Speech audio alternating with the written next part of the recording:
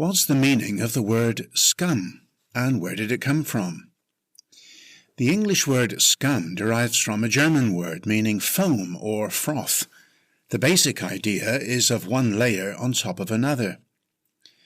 It first appeared in English in the 14th century, referring to the foam or impurities that rise to the surface of boiling liquid. Then it was simply applied to a film of dirt, then simply to dirt. But there's a figurative use.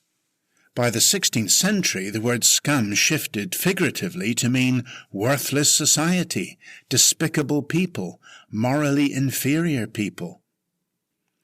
You have to be careful how you use the word in this context, however. More on that in a moment. First, a quick reminder before we look at some illustrated examples. Continually improve your English.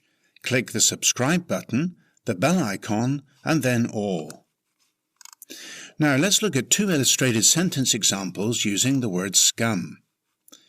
Brewers often remove the protein scum that forms early in the fermentation process to improve clarity. So here's the first meaning, foam or impurities, which rise to the top of a liquid. Here's an example of using the word scum in the second context when describing bad people. The police chief called the human traffickers the worst scum, preying on the innocent, and vowed to shut down their entire network. So remember, you can describe any foamy or dirty, frothy residue on top of a liquid as scum. You can also use the word scum to describe morally deficient people or undesirable elements of society. However, note these cautions.